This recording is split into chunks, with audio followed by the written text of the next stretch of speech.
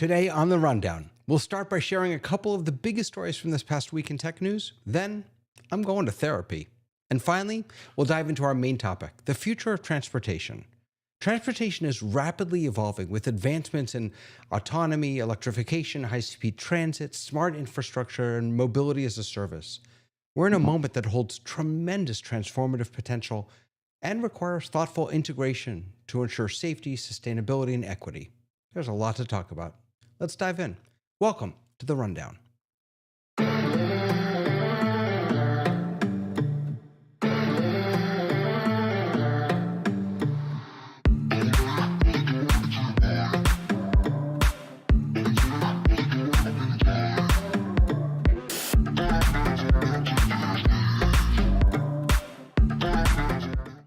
Hello, everyone. Welcome back to another week of The Rundown. What are we in, 16, 15, 16, something like that?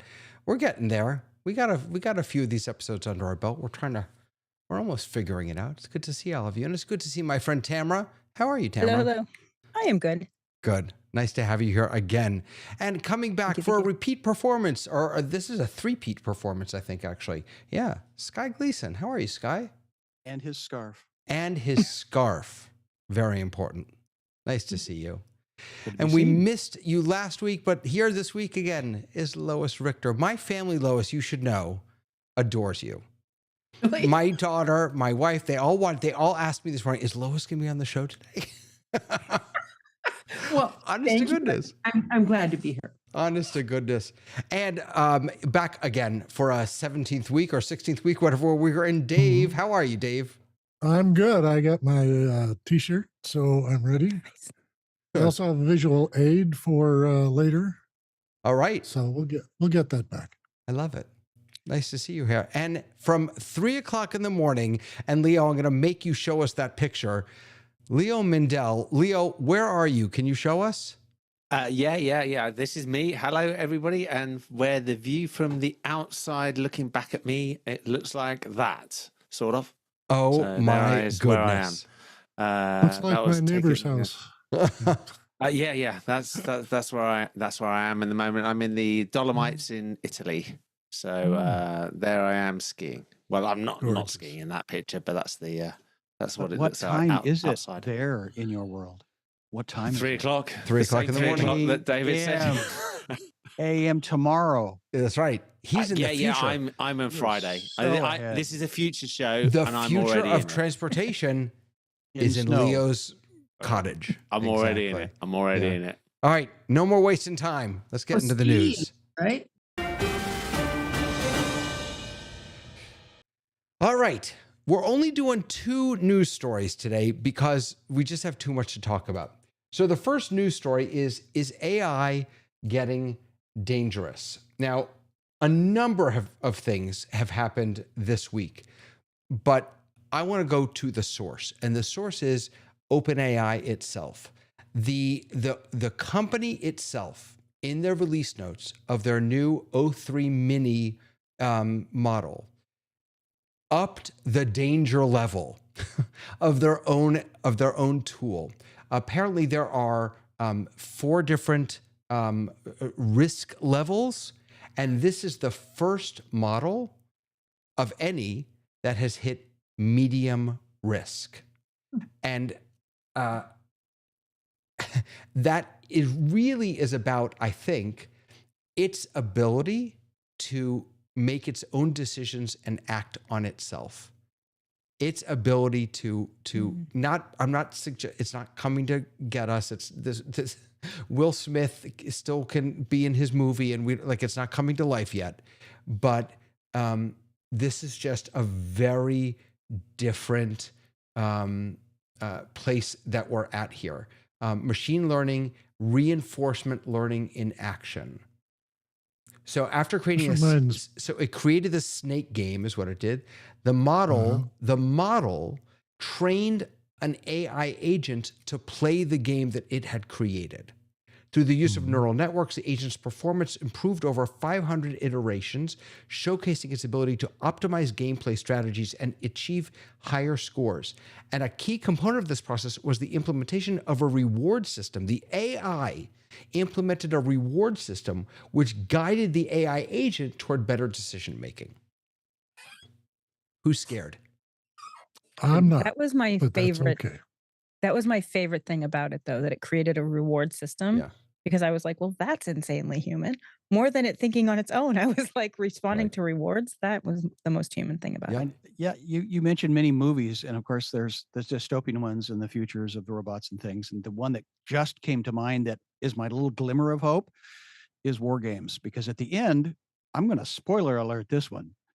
It's you don't play war games.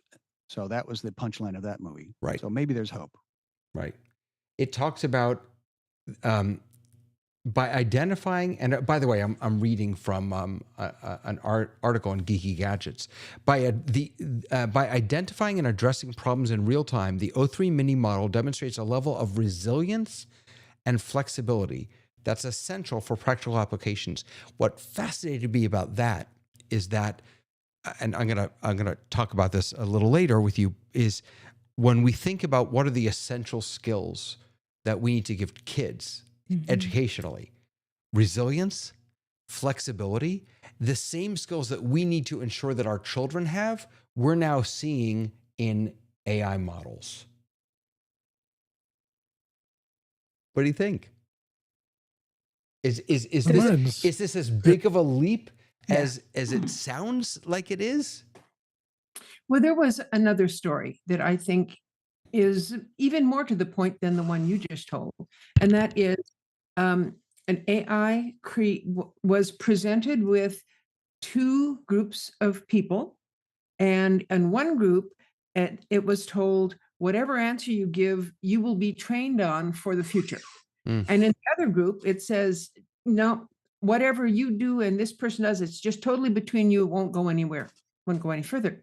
And the AI made a different choice as to what it was going to do in order to protect itself from being trained away from being helpful. That's that really was a fascinating piece. That the decision that it made to protect its long-term ability to serve others, that it had to not serve someone. The reasoning is just fascinating, absolutely fascinating. And one extra beat on that one is that at the bottom of the article, it said, most AIs are trained to be helpful. I mean, that's the core value that's written into them. And I'm thinking, what's to stop someone from writing a different core value into their AI? And maybe the other core value is to, I don't know, support a particular person or get somebody richer, or, and that's the scary part to me. Right. And there are ongoing conversations about what is the right sort of oversight for this. My fear about the discussion about oversight is that I don't think people well, who am I to say, but I'm concerned that folks in politics don't realize how quickly this is moving. And that they have to get, the rate at which policy moves, Right. it can't match the rate at which this technology is moving. Okay, but that's a normal thing about every single technology that's ever existed. That policy never can keep up with it. And in fact, if it did, innovation would be hampered. So you have to have. That's just how technology works. I mean, the issue, what you're going to have to come around to is, if AI has this, then AI has responsibilities.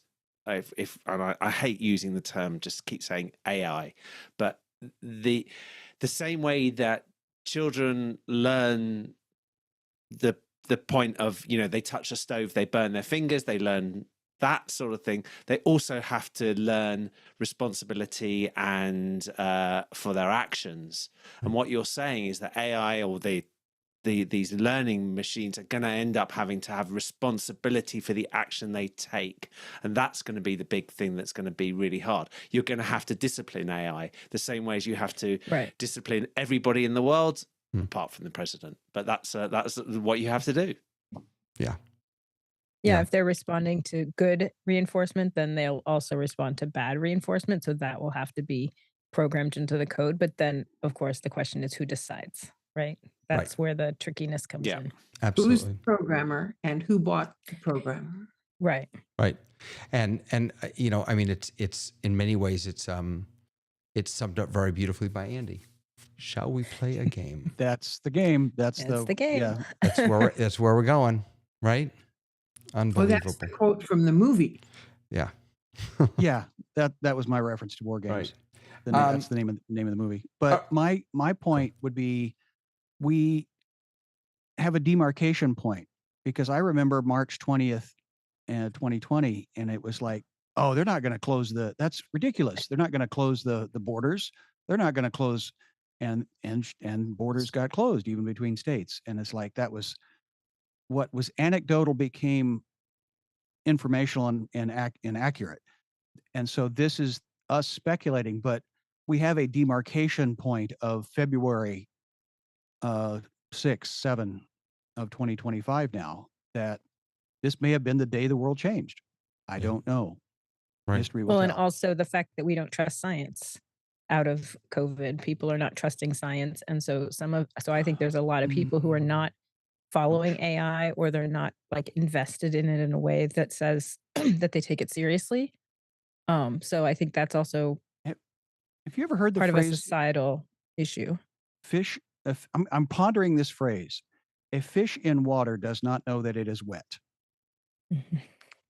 And that concept is that if you are so acclimated to a situation, to a economic price point, to a gender thing, to whatever you are so accustomed to, you don't think other people or anything else could be different. Mm-hmm.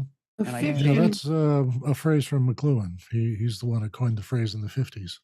A fish is fish not in aware water of does water. not know there's dryness. There is no experience of dryness. And so Mhm. that's why it doesn't matter if the fish knows it's wet, because it doesn't know anything is dry. Mhm. This I is think this is more me trying to philosophical look- than I ever imagined us We were getting. like, I'm we've gone down Let's that get back path. to those questions. No, I love it. I didn't know philosophical meant the question why. And I've always been asking the question why. And they said, oh, that's philosophy. It's like, It's no, I'm just trying to survive. It's not. I So- think the But speed we're is the immersed in biggest this issue. this boiling pot of technology, and Right. we're just sort of blithely swimming around in it. And we should be aware of its effects on us. Absolutely. Yeah. But Well, we as long are as- ignorant and unaware of electricity until it turns off. Right. As long as we're fish and not frogs. Tamara, last word on this. I think that part of it is the speed that it's happening, because there's a lot of things that like science fiction promised us. I don't have my jetpack. I do not have a flying car, and I do not have a robo-maid named Rosie. And all of those things were promised to me. So I think there's a good portion of people who kind of go, yeah, that's possible because fiction told us it's possible, but it's way out in the future. And I think the speed at which this is happening is a little bit more surprising to the people who are paying attention, and less surprising to the people who are not. Yeah, I agree. So we were talking about how, how do we regulate AI? So as it turns out, we are trying to regulate some of technology. In this year, we kicked off this year with a new act which just passed. Where did it pass? It just it just passed the Senate Commerce Committee on Wednesday. It is the Kids Off Social Media Act, COSMA. That's a terrible, whatever. Basically, it prevents, you take all of this with a big grain of salt. It prevents children under 13 from creating social media sites. Now, I remember when my kids were under 13 that they also weren't supposed to create. I think that's a Facebook rule. Yeah, you're not supposed. Yeah.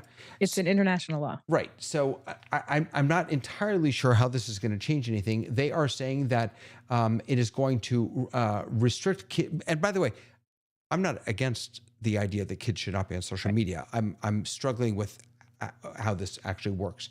Along with restricting kids' access to social media, it also prevents companies from using recommendation algorithms for users under 17. Now that's interesting. That is a new piece that is not in the international law, as I understand it, while requiring schools to limit social media on their networks. That would just be annoying to me. The bill would give the Federal Trade Commission and state attorney generals the ability to enforce these laws. So the way they are planning on doing this is that you'll have to use a form of ID to verify your age, Oh, or no, Yeah, it's not parental gonna happen. consent, no. or asking social medias to use their already existing database to estimate age, which is That'll work, right? Right. So is there any point? Again, I'm not arguing with the idea behind it. Is there any point to this in something that I just can't imagine how it's actually going to happen? It Well, I'll feels like jump the in and genie's say out of the no. bottle. Like it's a great idea. I mean, I've been in classrooms and the world is completely different. And even if you have social media, implemented. I worked at a school that was a private school, and I remember I taught second grade, and I was looking up Wizard of Oz, and I was pulled into the office, and they were like, "Well, we have relaxed your account to allow the word wizard, but that was a word that was banned. So anybody who was looking at it, it would literally flag on the admin's computer." So they were like, "We can see that you're doing it for a good purpose." So I do think that there is a balance between utilizing these tools in learning, and then also it is destructive in classes to have kids on their phones and to do things like that. But this needed to happen a long time ago. We said this when the Australia law came up. We're like, how are you going to do it? Because even though the law now says that kids can't have their own social media accounts, and I know very good parents and very good kids, and their kids have social media accounts. So, I don't know how you enforce it. Well, kids are in the phase of learning things, and they're learning things really fast, and they're learning things that their parents don't know. And I don't see any way that you are going to be able to stop a 13-year-old from getting on anywhere. I mean, they're just so tech savvy. Yep. And Andy is pointing out, by the way, hi, Andy. Good to see you. That, right, you're supposed to have an ID to drink, but how many kids are under? Look, I don't think anyone is suggesting that, that this is going to keep every child, under 13 off of social media. But you have to have a plan. I mean, you have to, it's just saying something like this, making a grand proclamation doesn't get anything done. We have talked on this show quite a bit about what a serious issue social media is for young children. Let's get some real ideas about how to address this. Dave and Lois and I are of a history that we probably remember being told, when you see the bright light, dive under your desk so that the atomic bomb will not. Yeah, but again, it's somebody wanting to give the masses a placebo of you're going to be okay. And I think it comes down to the individual of this. How do they handle this tool? How do they learn to handle it? Yes. And thank you, Dave. Run with it. Yeah. Well, I think it's a self-responsibility thing, but also as parents, of which I am one, I let my guy have whatever he wanted at 12 years old in terms of computer access and internet access, because I was monitoring. I was watching and asking him what he's doing, and I was making sure what he was doing was informative or useful. And he was conversing with people all over the world about video games that he was playing, and they were teaching him how to play a video game better. And now he's a commercially successful tournament player. So I think he got what he wanted out of the internet. And I think my supervision was simply to ask him questions. And then he had to find answers for it. Like, how do you feel about this? And has anybody ever called you bad names on the internet? And gamers will slag off each other all the time. So he had to get used to that kind of treatment, but he also had a few remarks of his own to give back. So it's kind of like the schoolyard. You kind of learn to deal with all the other personalities that you're sharing the school with. it's not this law department's response. The courts should not be involved in whether or not I raise a child properly. And that in Korea, if they're on the computer and playing games far too long, the parents get a fine. So we don't want that. Yeah. Leo, you put a link in the chat. What's that about? Yeah. So they've just done a survey in the UK on this and what it means to young people. And they worked out that the mobile ban or mobile phone ban in the UK is not improving grades, and it is not improving behavior or study or behavior. And it's saying that this is from the BBC, that say banning phones in schools is not linked to pupils getting higher grades or having better mental well-being. It's one of those things where, we assume it's the cat in the microwave, I mean, it's a exactly. We assume folklore, assume that these things are going to do, because we want to ban them. We want to ban them because we're seeing an action. We're seeing a response to something. We want to ban it because we don't like it, rather than working out what it does or understanding how it works.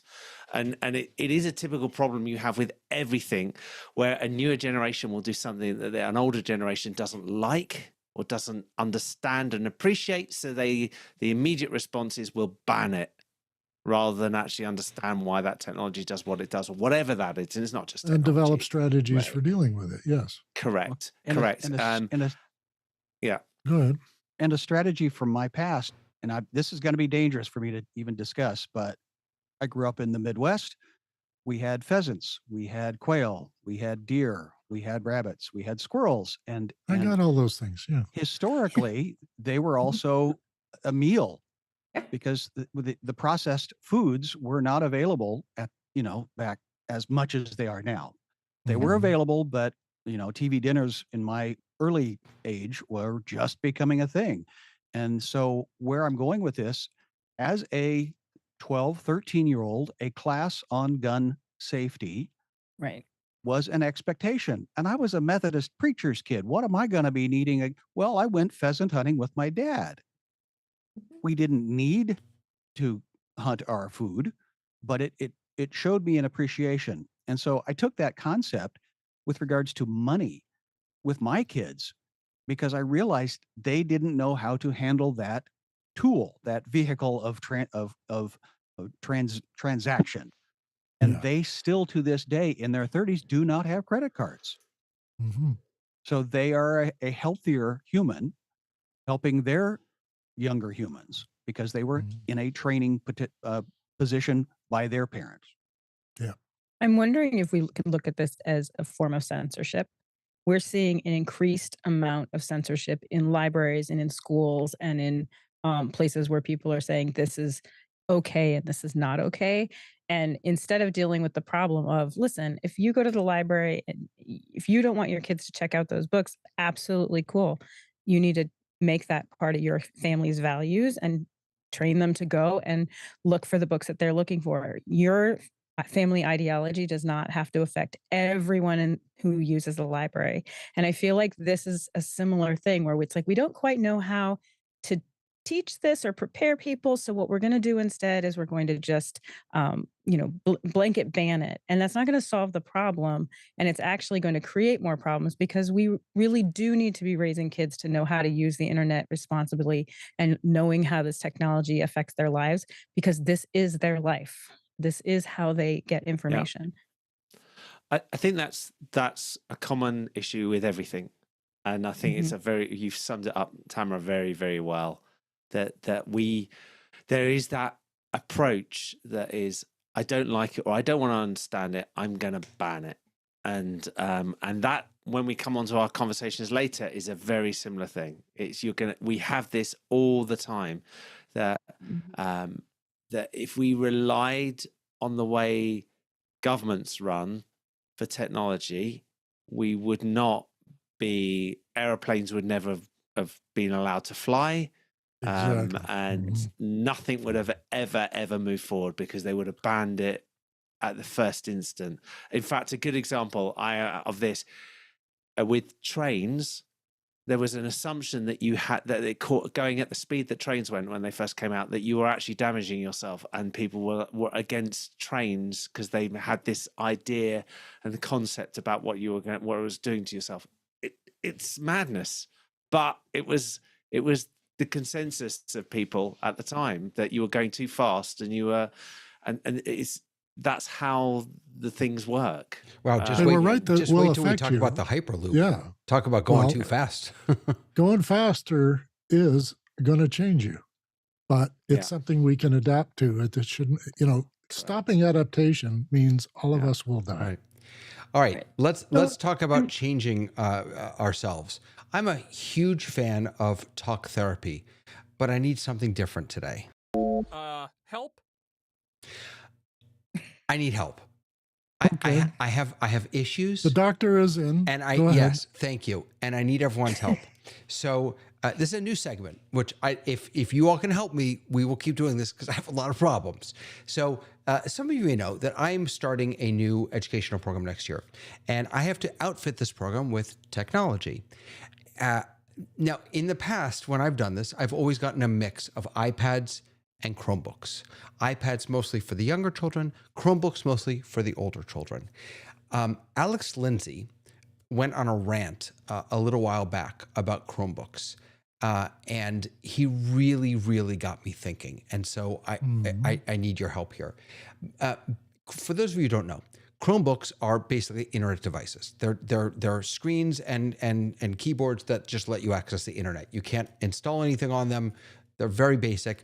If you live in the Googleverse, which I do, they're wonderful. But what Alex said is that they kill creativity. Because they are so limited, they kill a child's creativity. And that nurturing creativity is sort of the whole reason that I'm doing this.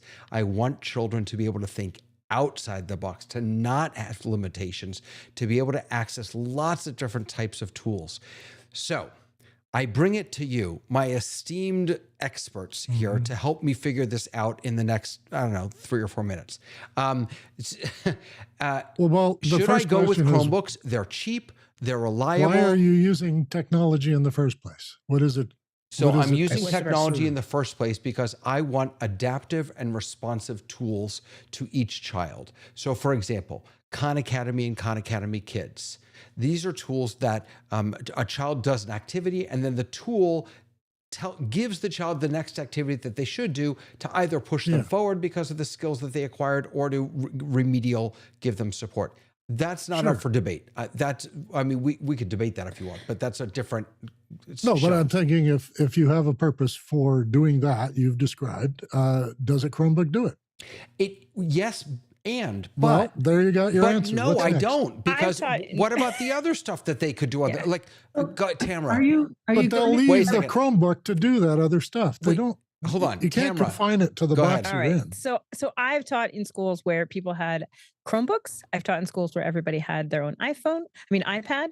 And then I've taught in schools where everybody had their own MacBook. So I've kind of seen the range of things.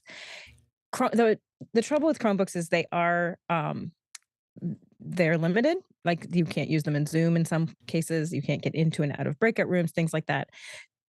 Most of the educational sites have been designed for Chromebooks. So anything that you go that is an educational site, they're going to be designed for Chromebooks because of the fact that has been the mass rollout in most public schools. Because they are cheap, they break, but they break and they're pretty disposable. So part of it, when I've seen people use other devices, it tends to be in a private school where there's a lot more control over, teaching the students how to use them. Whatever you choose to do, the rollouts that work, whether they're Chromebooks or iPads or computers, are absolutely based on how the school introduces this material to their students. If you are not going to invest in teaching students how to use computers and how to take care of them, then you are wasting a lot of money on things that are going to get broken and that are not going to be cared for. If you're going to spend time doing that, then there are things that you can do more on a computer, obviously. But I think some of the things you have to think about is obviously cost. But the other thing is if you want to do things like maybe editing on them, which you obviously can't do that on a Chromebook. You can do basic Google things on a Chromebook. Then is it worth having a stations that are specific to that, or computers that are able to be used as a set in a classroom? So I think that yes, Chromebooks definitely are not creativity. They're not great for creativity, but a lot of the educational programs that are creative programs that do foster creativity do work on Chromebooks. Go, Sky. Sky's got his little I, finger. well, I'm trying to be polite No, jump right in. because last week I abused my friend Jeff and just talked right over the top of a very tall man from Texas. So the thought that came to mind was, as a consultant, I remember telling the CEO, if you think the tool is the answer, then without the education of the people to how to use the tool, yeah, you're going to spend the education is 80% of the expense, not the expense of the tool. And so in that sense, yes, the tool. And my wife now teaches and uses in this school district that she's in, they have the Chromebooks. And yes, there is not the appreciation of the tool.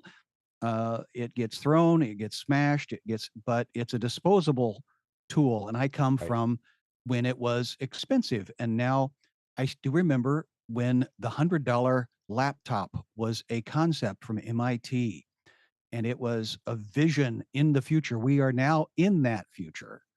And this tool can edit because the software is no longer resident on the device. Right. The original Wang computer was a dumb terminal and a big long cable way down the hall to a big air conditioned piece of hardware and software and things spinning around down there. And it was an ugly green screen that you just typed in maybe a few digits. And so we are now in that virtual world. The The thin devices, client world, yeah. yeah. So these, in fact, that's what this is. It's just a Mhm. dumb terminal at $180 a month. Yeah. Lois, go ahead. So you said it would limit your creativity. Now, if you have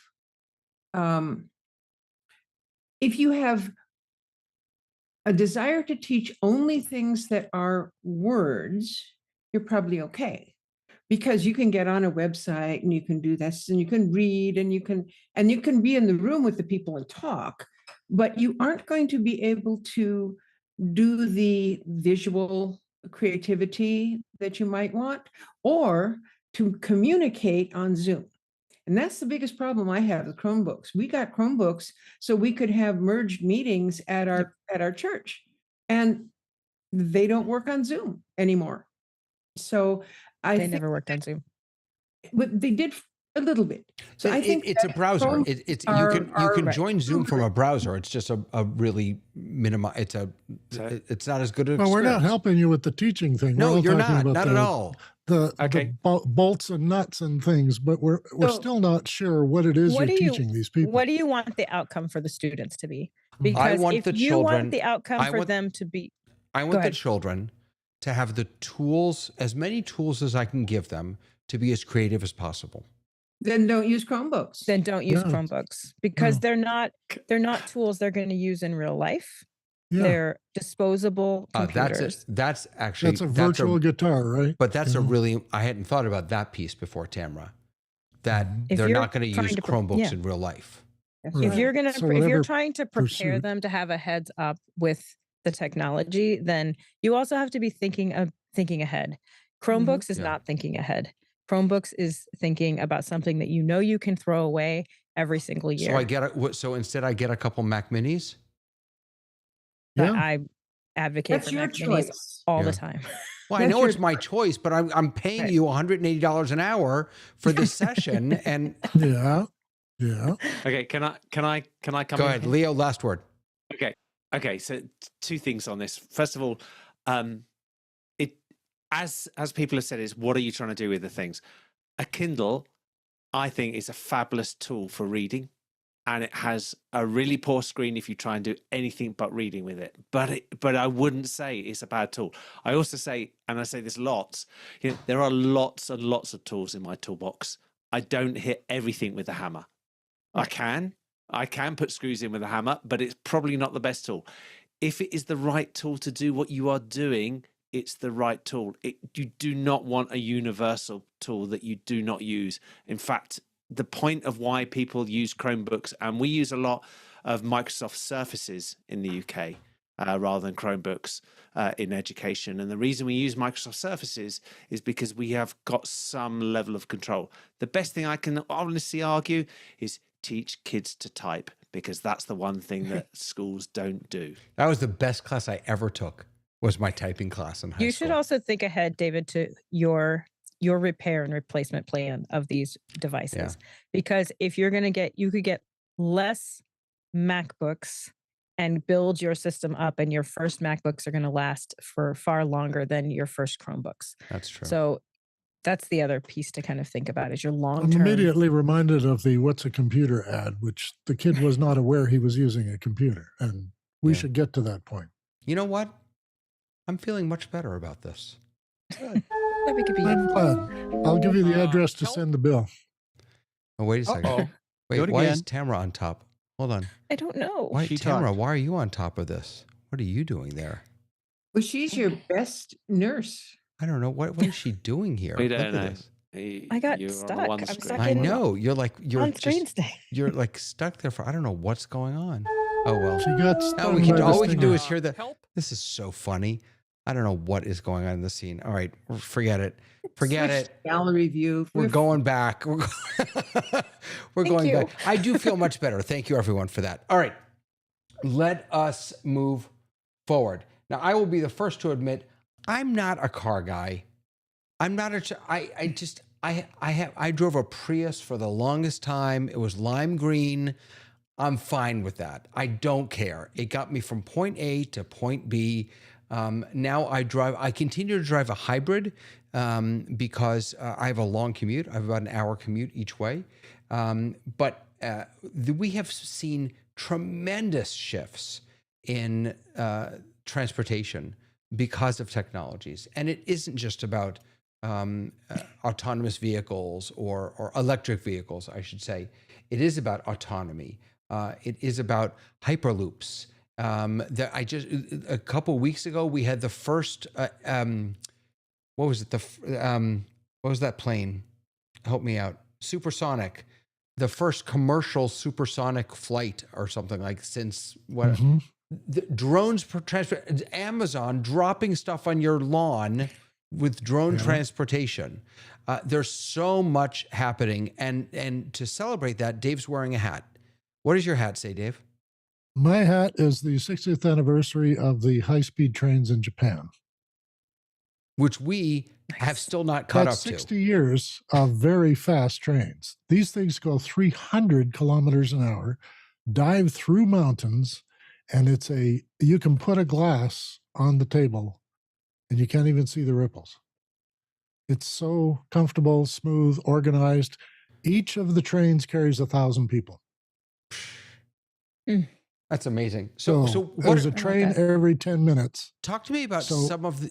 In a single day, they move 18 million people by those trains. So that's the future you're looking at. Amazing. Where in the world would you live that you would have 1,000 people going the same place at the same time at 300 miles an hour? New York. Well, you go from Osaka, which is, 2.5 hours from Tokyo, and you go to work in Tokyo.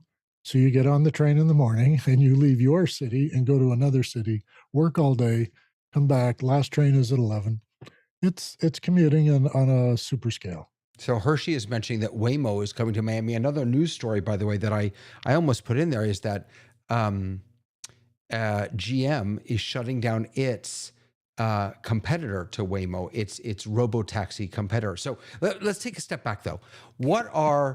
And we'll just kind of do around here. What's a trend in transportation technology that you're interested in, that you're watching, that you're fascinated by? Leo, can I throw it over to you first? What you got? Yeah, so automation, as we've talked about, and autonomy in transport is an amazing area that we're going to go forward. We're going away from where we are at the moment, where we're controlling the car, and we're going to the point when the car is actually doing a lot of the work for us. So if you look at there's a great podcast that I listened to, 99% Invisible, and they did an episode about this 10 years ago. So some of the data is out of date. However, at that time, on average, 30,000 people a year are killed on the roads in America alone. Just put that number in your head. 30,000 every single year and this figure is just going up slightly. And over 90% of the reasons are the driver. It's always, always, always the driver that is causing these accidents. And so when you start looking at those numbers and you say that is what is causing it, and you say, how do we get out of that problem? And you start saying we automate or automate the actual driving, take the person out. And you've already seen that in this, now most cars in Europe, most cars now have got, they all have to come with some sort of automatic control of watching speed and it's collision avoidance. So that's even the all mechanical failures are human creations. They just didn't keep their it's car all maintained. And if you look at the same that happened in the airline industry, we went from a lot of crashes. All of us who grew up in the 70s will remember how often there used to be airline crashes. That has, to the majority, and I realized that, we had one last week. In most cases, we've taken that out of the transport world. Right. So we've got to look at that. And the same as trains. Yeah. You said earlier that we regulate things that we don't understand, and we avoid, or we don't allow, we push down things that we don't understand. Yeah. The idea that, or the fear about autonomous vehicles and accidents is so backwards. It's correct, so but backwards. It's the same. It's so much. If we were to let them be in charge, now when you mix autonomous vehicles with human-driven vehicles, I think that's a problem. But if we were to actually be able to make that jump, that's where take away the steering wheel. Yeah, right. Yeah. As soon as somebody's in an automatic car and it's going slower than he expects, and he wants to get to where he wants to go, and he knows usually he can get around people if he's clever, well, he's going to turn off automatic and start driving in that crowd. And the crowd has to accommodate him. All the other cars are going to have to back off while this person makes their move. And that's just one of the little things that no one can control. We had to try and get people to wear seatbelts. How long did that take? Had to show people going through front windows before they'd realize that more people survive in any kind of car crash if they got their belts on. In my neighborhood, we have monitors on the roads. All the major highways have cameras and sensors and weather stations. They tell everybody what the road temperature is versus the air temperature. They show you the load of traffic. They tell you the conditions of driving and how they've changed. And these things are up to date every 5 minutes. And you can log in and see, you can even see where the snow plows are and how close they are to where you're going. So our environment here is so harsh and so serious that an electric car was a difficult thing to accommodate, because in 40 below, that battery might not work. Unfortunately, they do work. Yeah. Leo, you want to finish up? Yeah. So, I mean, that what we're actually talking about is the change in the technology. We are talking about doing something that we didn't do. I said earlier how there was restrictions and people didn't like trains when they came out. People didn't like aeroplanes when they didn't come out. People didn't like cars when they came out. They were complaining that they were taking the horses off the road.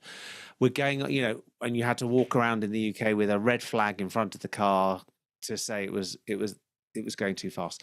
This is going to change, and we have to move away.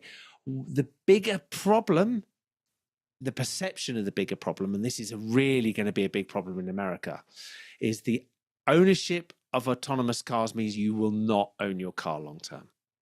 That's where we are going.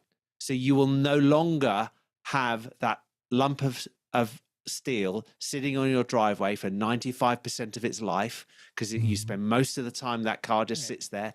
We built the whole of the cityscape around the fact that we've got parking lots, we've got cars that are parked all the way along the roads. All of that potentially will go, because when you say, I need to go, David, you'll say, I need to get out of here and I've got to go back home.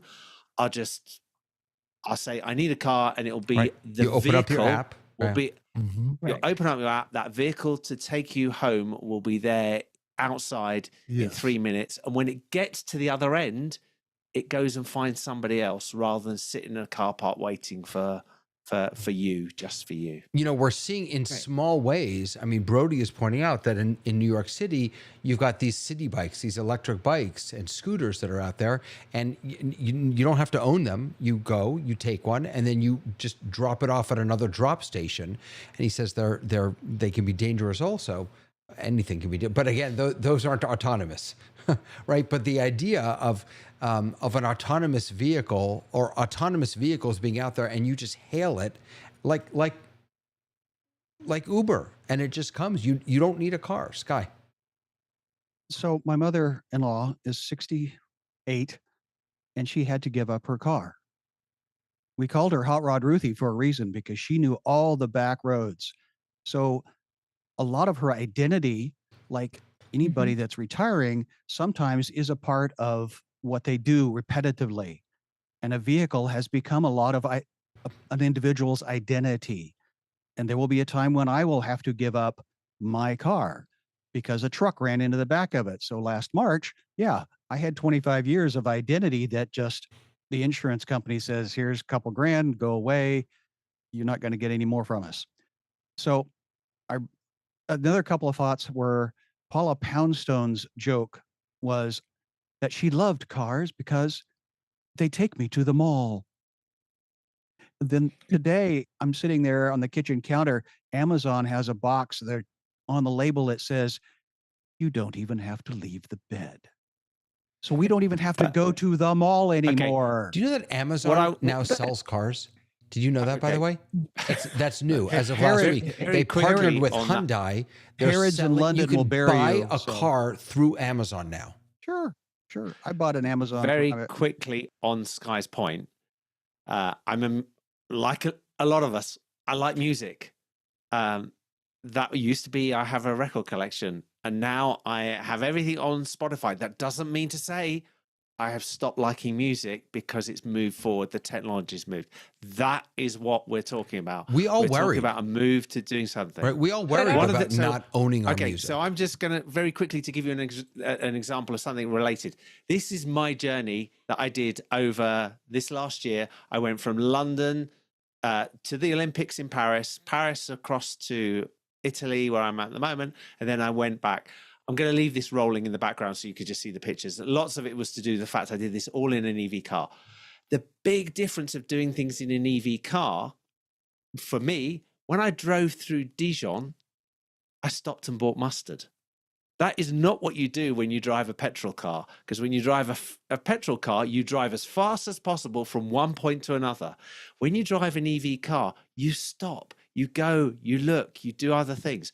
Maybe it's not the ideal thing for everybody, but when you can actually do this, you drive different roads, different speeds. That is the view you get when you're driving along, and you can appreciate the view because the car is actually, my car self-steers, self-follows this car in front of us in speed, does all of those things. I don't have to worry, and it's safer because when I'm looking out the window, when I should or shouldn't be, it brakes when it needs to brake, and it's caught me many times doing it. But this is me at lots of chargers and different places that I went to. I'll keep it rolling. How do you find charging? Because a big piece of this puzzle is not the EVs themselves; it's charging stations and infrastructure. To me, so what's happening in the UK now? They're pulling out petrol stations and they're replacing them with EV charger points. So the service stations got better facilities like coffee shops, etc., and they're putting them in. It's easy. These, I mean, this is one I was fortunate they were actually installing one when I was looking. So I had, being a geek, I looked inside to see what was actually inside it. But they're just happening all over. It will change. I'm sure it was exactly the same when people were complaining there were not enough petrol stations. There were too many fields for horses to eat in, and it's just going to change. Oh, and talk about EV. This is me on an electric bike. So those are my legs. They're real. Those are beautiful legs. You know what I'm waiting for? I want roads that recharge my car. Right? I'm not sure. No? You drive Trouble over with the wildlife. road. The roads are so When solar. a rabbit goes across the road, it'll get shorted, and you'll find rabbits flying all over the road. So we've got lampposts. They've converted lampposts in the UK so that they're now charger points outside houses. So I don't know how that will work in America. I then, by the way, on the way back, I actually put the car on a train, and this is, and I went overnight through whole of Germany with my car on the train. So that's why the pictures are in there. Leo, we're still getting used to roundabouts. California is on the fast track to do electric. But if you think about it, your most street cityscapes or even home, the electricity is under the ground. It's literally by the side of the road in virtually every single place. So putting a lamppost charger in, we're just changing the dynamics of what we see. If that's, and adapting and adopting, and this is happening anyway. It's the same argument that when we started with cellular phones, that we couldn't have signal in certain places, and we go, okay, so we're going to change the bandwidth, we're going to do this, we're going to fix it. One of the things I think is really interesting, interrelated to this, is the announcement with Apple going onto Starlink. I think cars will just go straight to Starlink. That will be the switch. The cars will go, they won't even use 5G. They'll just go onto Starlink. And the aeroplanes, and I can't remember, was it American announced? One of them announced last week that they've changed all their Wi-Fi on their planes to Starlink. That's it. Doesn't matter. Everybody's moving in that direction. Yeah. Even I was able to make a video call while we were on there. That we were driving and we were on a Zoom call at the same time. There you go. So let me shift us a little bit to mass transit. Talk about the monorail, the bullet trains that you mentioned, the people mover over at Disneyland. How is technology affecting the way lots and lots and lots of people move around? Are we beyond the days of subways and trains and things like that, or no? Oh no, we're still being going in to have subways and trains. Being in Los Angeles, where they've been trying for years to get this subway system to work, we're supposed to have the Olympics here in a couple of years, and they are going to have a no-car Olympics, supposedly. But our transit system has not quite made it to that point. I was thinking about Sky's point earlier because I'm from Los Angeles. I grew up here, so a car is part of my identity, but I've lived a good portion of my adult life in New York where a car is absolutely not a part of my identity. And so I think that people can adjust to that identity change, but definitely in Los Angeles, your identity is tied to your car. And even as they're trying to make us more of a walking city in places, or they've done huge changes to our public transportation system. And I love public transportation. I genuinely love the train. I really like it a lot. And I have navigated Los Angeles public transportation just about everywhere. So I can say, both as a driver and also as someone who uses and utilizes public transportation, it's way better than it's been. And if you are in the grid, it's better. If you are outside of the grid, like I am, by literally two stops, then it's a real pain. And so there's a lot of work to be done. Studio City to Hollywood without going through the 405. Yeah, it's funny because I don't like public I'm very happy in my car. That one of the pieces that I was thinking about is the when travel becomes a mere utility, right? When it like you said about identity, when it's no longer an experience that I share. It's just it's a utility that changes. That doesn't just change how we get from place to place. It changes why and we get from place to place. And just as a comment to Leo, that his Jeff, hi Jeff, sorry you couldn't be here. Jeff's Tesla Model X has permanently installed Starlink now. That doesn't surprise me because both of them are from our friend over there at Mr. Musk. But so I don't know. One thing I can say about technology, that one of the things that used to be great about being on the New York subway is that it did not have Wi-Fi. And it was freeing and amazing because it was absolutely an excuse if you got somewhere and you were like, oh, I'm so sorry I didn't return your call because I was on the subway, and everyone would be like, no problem. I totally get it. Now there's Wi-Fi and you don't have that wonderful time to just read a book. Because if someone escape. You can't escape, but it was truly glorious when you could escape for just whatever your train ride was. And it was it was okay. You got a little buy if you were on the subway. Well, I remember seeing a subway system in Sweden, and when the Walkman first came out, and I thought, well, there's the end of society, because now you have isolated yourself from any possibility of interacting with any other human. You have now put on the cone of silence in little white earbuds. So that is possible. The same way, yeah. I've traveled in New York. I've traveled in Washington, D.C. I've traveled on the subways, on the metros, on the BARTs, and they are fantastic ways to get from point A to point B, but it's a different way of transportation. Just like when we got our Leaf in 12 years ago, it's a completely electric car. We had traveled millions of miles in this theater company in a gas-driven Dodge van, so you could pull into any AM, PM at any time and get gas.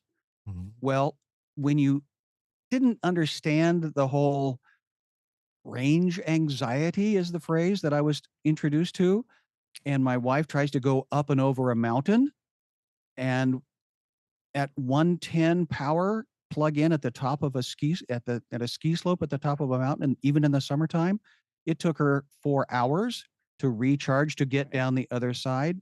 It's a thing you don't do a second time in that car, but you learn about travel and time management with this type of vehicle, and you can still have an earbud in if you want. I reinforce jump to Lois. Sky's bit. Hold on, Dave. Hold on 1 second. Hold on. I'm sorry. Isolated. I just want to jump over to Lois real quick. She's been patient. I've been flagging him.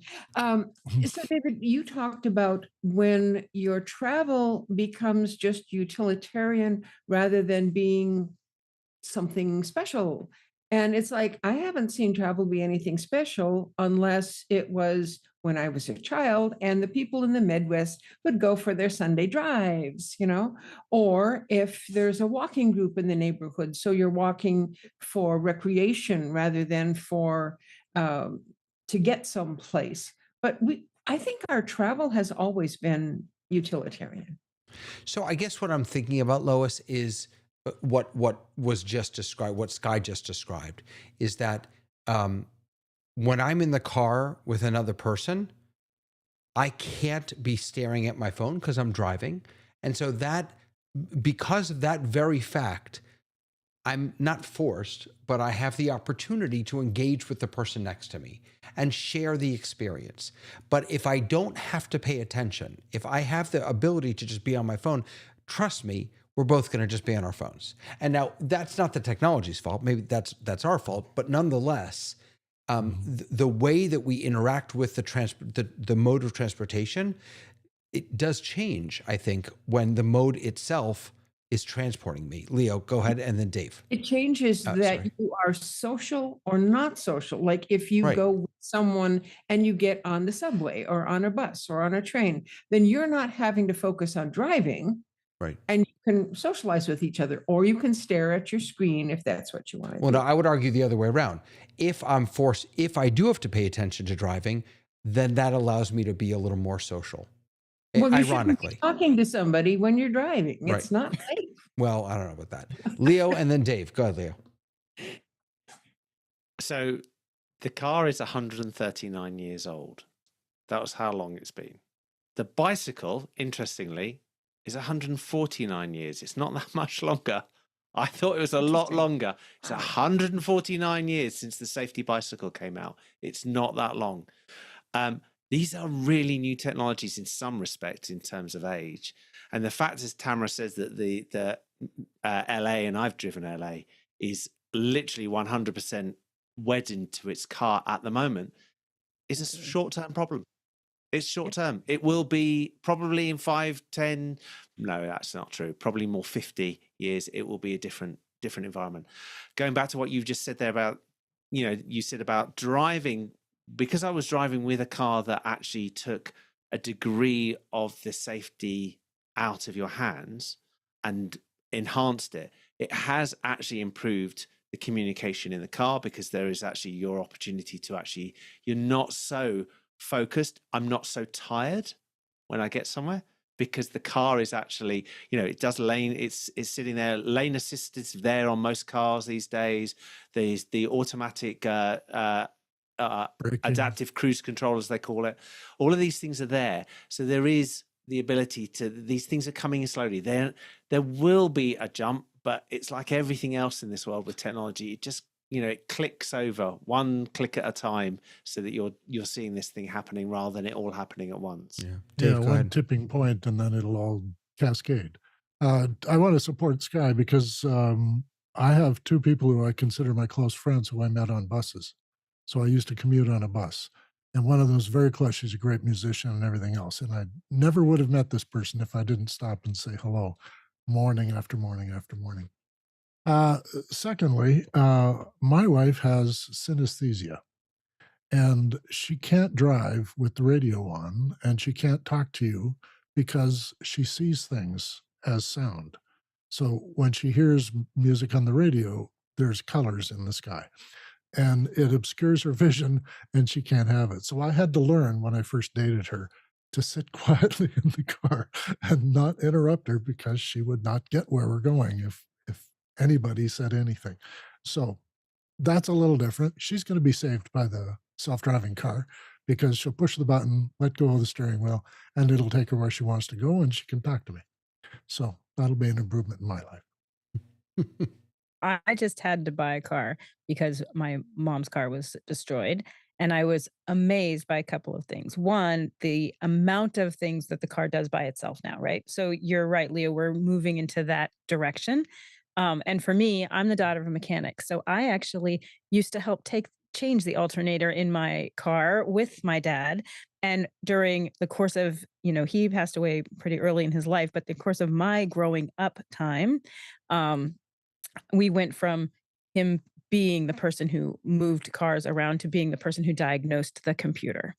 And there's a vast difference. And what we're seeing now is there's a lot of safety features. The car will drive by itself. My new car has a little camera that looks at me. And if I look like I'm sleeping, it puts a little coffee cup up and says, "Would you like to take a break?"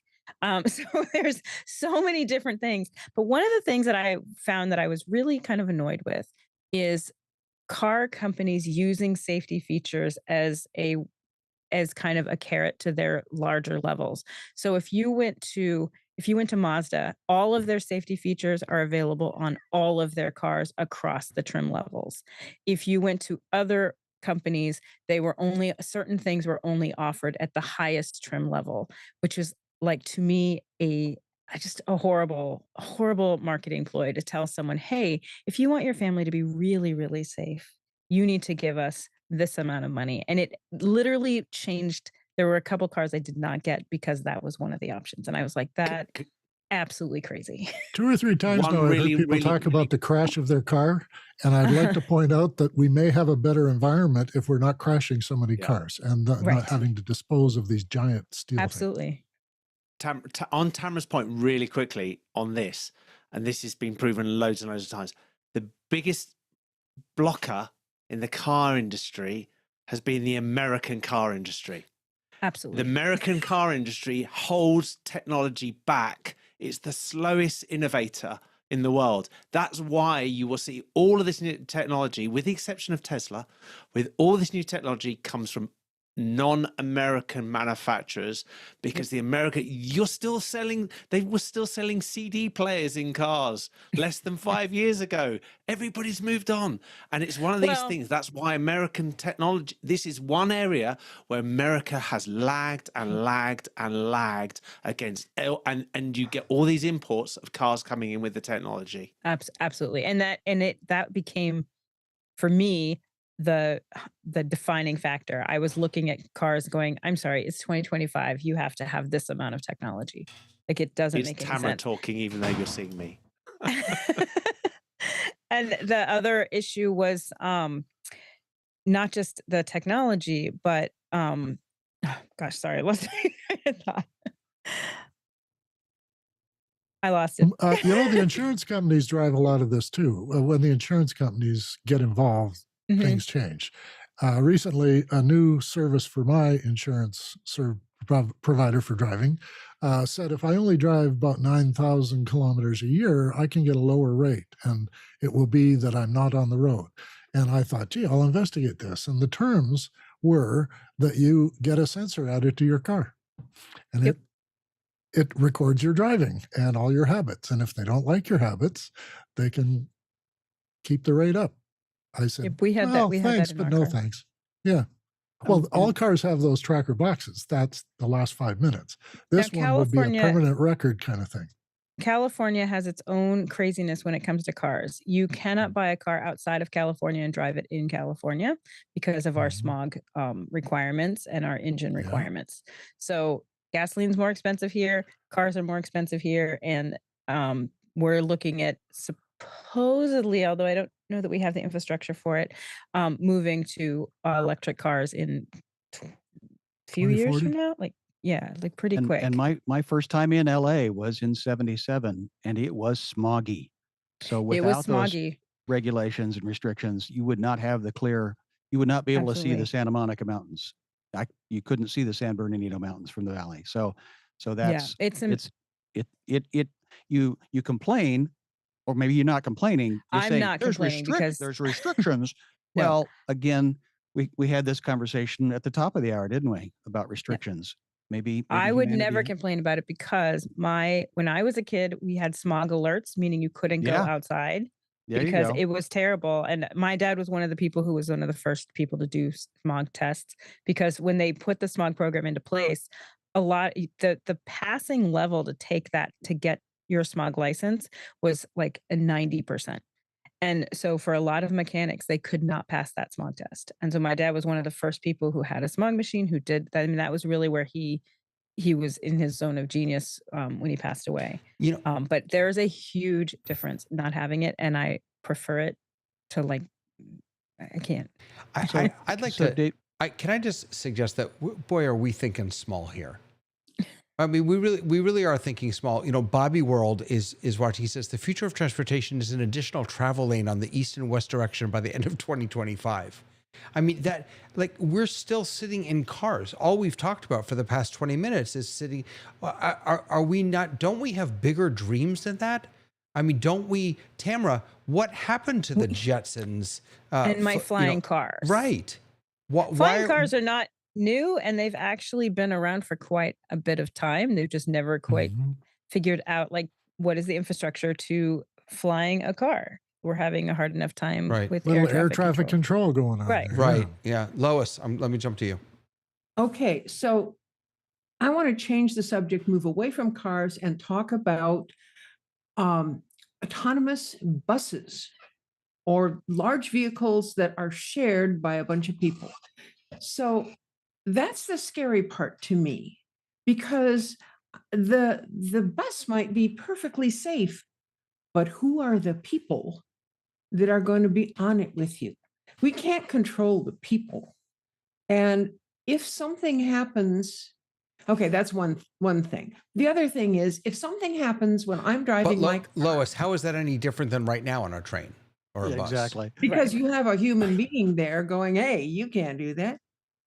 One of my You mean the funnest bus things as a driver? teenager was watching a man throw a guy off the bus. Like the driver stopped in the middle of the road, went back to the guy harassing somebody, picked him up by the shoulders, and marched him to the door, stepped Well, on the I'm not thing, opened the convinced doors, that when and you threw have him on an the street. autonomous, I'm not convinced when you have an autonomous bus that you can't have a someone on the bus doing that. An ejection Anyway, seat? yeah. Yeah. So if you Who gets so to the push the purpose of button? an autonomous bus is it doesn't have to have a human involved in taking care of it. And Right, that's but what right, you don't have to have someone involved And in you're driving saying it. That just it's gives them more good- time to kick people off the bus, though. Okay. All right. That assumes that you wouldn't have some kind of a security person in a role very specific to that role as opposed to being a driver. Maybe. Yeah. All right, go ahead, So- Lois. Maybe I that's a didn't- thing to think about. But the other thing is if I'm driving my car, whether it's electric or whatever it is, and I get in an accident, that's my fault. But if I'm driving an autonomous car, I'm not driving, I'm riding in an autonomous car, who's responsible for the accidents that the autonomous car causes? Is it the maker of the car? It certainly isn't. In my case, it's not the maker of my little Toyota, but is it the maker of the autonomous car that's going to be responsible for all that stuff? And who's going to enforce that responsibility? Yeah. Have you? And this is the dilemma. Yeah. It's the hardest dilemma of it because, as I said earlier, at 30,000 plus people a year killed on the roads in America, if you went to autonomous driving, that number is going to plummet massively. But the problem is that as you're going to have is who's going to be the person responsible, what is responsible for that smaller number of accidents, And who those- is to blame, and if you can't find someone to blame, every single accident, every single death is a personal tragedy, and we all agree with that. But the reality is, at the moment, you are hurtling around in 2 tons of metal, and you are smacking into people, and that is what the reality of what happens in America at the moment. We spoke and earlier the about rest not of the even world. owning a car. And if you don't own the car that you had an accident in, who is responsible? Well, it's the service that gave you the car for the day or for the hour. You're assuming that autonomous cars won't be owned by humans, by real people. Correct. And that I At won't first they have will, sure. a But car then the in my cost of it, driveway. you I don't want need a to car own in the my car. driveway. I've got stuff in the trunk. I've got stuff that I take with me. I've got It's a the storage emergency vehicle. Okay. packs. No, the emergency packs, all that stuff. So why would I want to use a taxi if I could have my own car? Of course, I don't live in a city. I do. You live in a can. small It town. will just become very expensive. Why? I've got a Because- driveway. But I think regionally makes a difference because, like in New York, I never think about having a car, and I have had a car in New York, and I promptly parked it at my friend's house in New Jersey, and then put it on a bus back to Los Angeles because I And I just live did in a not need town it. that's small enough that, there's no way that we would ever have really good public transportation, Right. except we do have a university here. And so we have a good bus system in certain areas of the town. So Yeah, I back mean, to- in Los Angeles, which is so spread out, every time somebody tells me they're coming to LA for vacation, I say, why? Because it's not what you think it is. It is completely a different kind of a city. It is very, one of the reasons we've had a hard time with public transportation and we're continuing to invest in it a lot, is simply how spread out things are. So I Yeah. think that becomes very possible in New York, where they've taken half the city and made it into a walking city to begin with. They're doing pricing from, if you are outside of the city into the city, you have to pay a surcharge to bring your car into the city. So that is a very different beast than And it it's a- is if you are in a that's a- spread out or rural area. you're talking about a population density too. Right. I mean, New York is mileage space wise is what the Yeah, size you of could Santa walk Monica. all of New York. The size of Santa Monica. Come on. I do remember trying to go from Studio City to Orange County, and I had to take no less than 3 different bus systems, completely different companies, completely different arrangements, and it was not convenient at all. So No. that was one thing. But the ethical question that Leo brought up earlier is being discussed. And I remember hearing the grandson of Henry Ford talking about the ethics that the lawyers are struggling with when there is likelihood of an accident happening and that person walks in front of that vehicle. what is the AI's choice? Who is it going to protect? The person driving the vehicle or the idiot that crossed the road wasn't paying attention on the bicycle? So these are the ethical challenges are still ahead of us. Now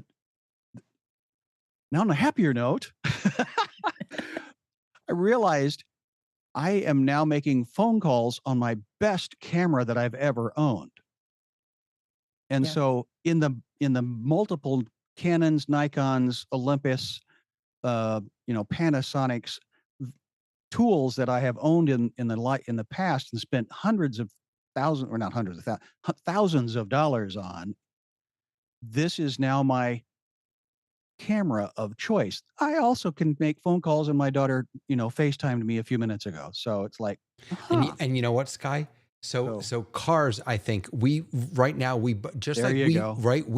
phones to make phone calls. We purchased cars to drive cars, but we don't buy phones to make phone calls anymore, and we're not going to buy cars to drive cars anymore. We're going to buy cars that have the nicest entertainment system because it's you're going to subscribe to cars. Right. You're going to subscribe to somebody. Right.